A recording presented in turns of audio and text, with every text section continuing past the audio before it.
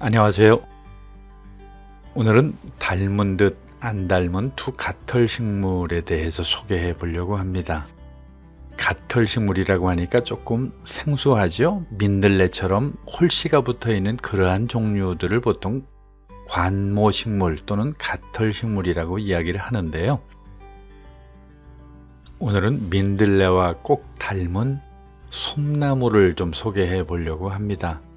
지금 화면에 보시는 저게 민들레라고 하는 것은 금방 아시겠죠? 민들레는 워낙 우리 주변에 흔하고 꽃을 봐도 알 수가 있고, 그리고 그 민들레 홀씨를 봐도 금방 알 수가 있죠. 그런데 많은 분들이 오해하는 것 중에 하나가 민들레라고 하는 것은 봄꽃이라고 이렇게 생각을 한다라고 하는 거예요.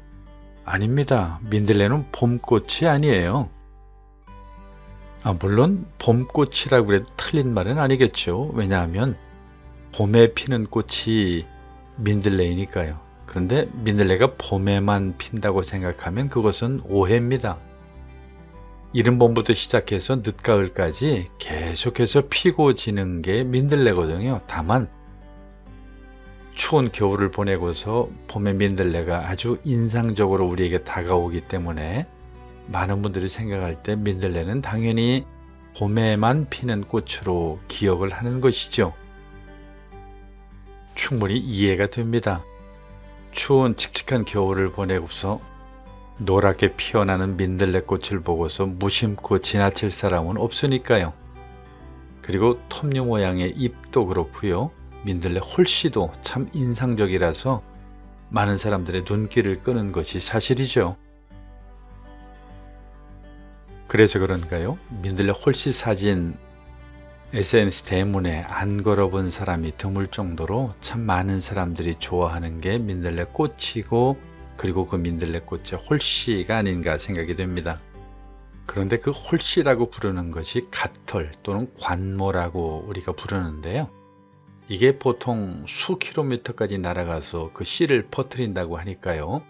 민들레가 우리 주변에 왜 흔한지 알 수가 있을 것 같습니다. 그런데 중요한 것은 오늘 소개하려고 하는 것은 민들레가 아니고요. 닮은 듯 안 닮은 민들레와 같이 생긴 것이 또 하나가 있습니다. 바로 요 녀석인데요.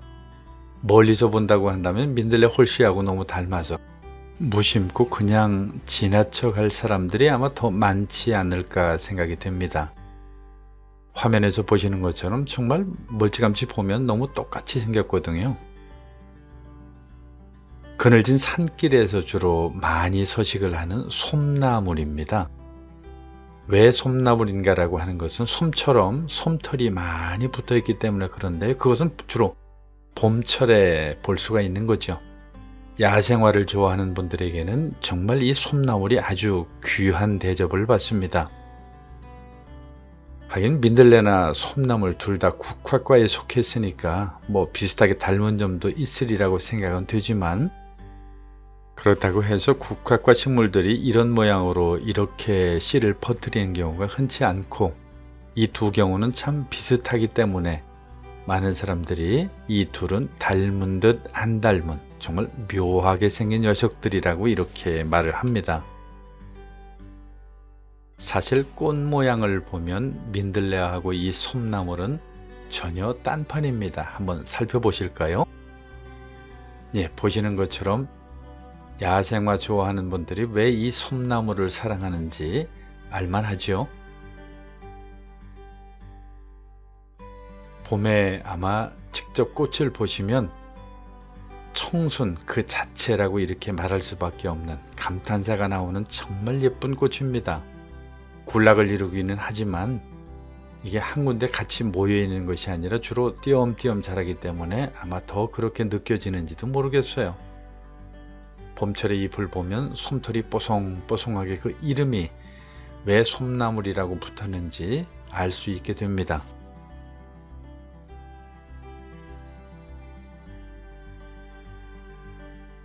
그런데 가을철 솜나물의 갓털에 매달린 그 씨를 보면 영락없는 민들레와 흡사하죠. 가까이 보면 솜나물이라고 하는 그 이름에서처럼 거의 손뭉치에 가까운 듯한 그런 느낌을 받을 수가 있습니다. 민들레와 달리 이 솜나물의 홀씨는 낯가림을 좀 하나 봐요. 민들레는 수킬로미터를 날아가서 수도 없이 여기저기 퍼뜨리는데 의외로 이 솜나물은 그늘진 산기슭이나 오솔길, 그래서 등산로 주변에서 주로 많이 찾아볼 수가 있는 그런 꽃입니다. 소위 폐쇄화라고 해서 가을에도 꽃이 피는 게 바로 이 솜나물인데요. 지금 화면에 보시는 것처럼 손뭉치 옆 그 봉오리 같이 생긴 저것이 바로 폐쇄화입니다. 벌어지지 않으니까 당연히 폐쇄하지요. 많은 사람들이 솜나물의 그 꽃에 대해서는 많이 알고 있지만 가을에 피는 이 솜나물의 가을꽃 폐쇄화를 보는 사람은 또 의외로 적은 것 같아요.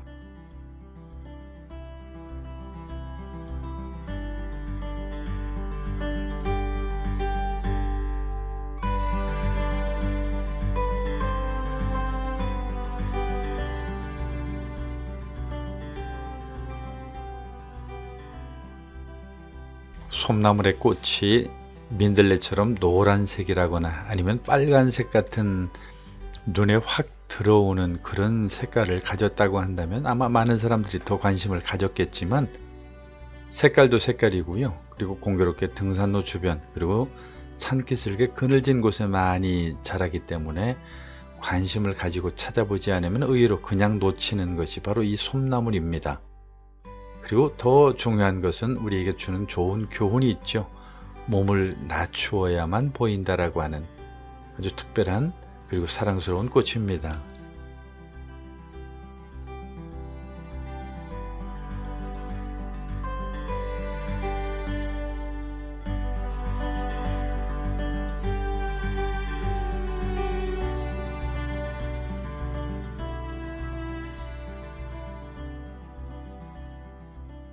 아마 우리 한국인들 알프스의 꽃이라고 불리는 에델바이스 많이들 좋아하시죠? 우리 꽃이 아니래도 그 노래 때문에 그런지 참 많은 사람이 그 유럽에서 자생하는 알프스의 별이라고 불리는 그 에델바이스를 많이 좋아합니다. 별 모양의 꽃에다가 솜털이 숭숭 나 있는 그 에델바이스를 보면 혹시 이 솜나물을 하고 좀 유사한 점이 생각나지 않으시나요? 우리 꽃을 사랑한다고 한다면 사실 그깟 에델바이스에 비교도 되지 않는 정말 아름다운 솜털이 뽀송뽀송한 솜나물에 한번 관심을 가져보시는 것도 좋지 않을까요? 아마 솜나물의 봄꽃을 직접 보신다고 하면 에델바이스보다 이 솜나물을 더 사랑하게 되지 않을까요?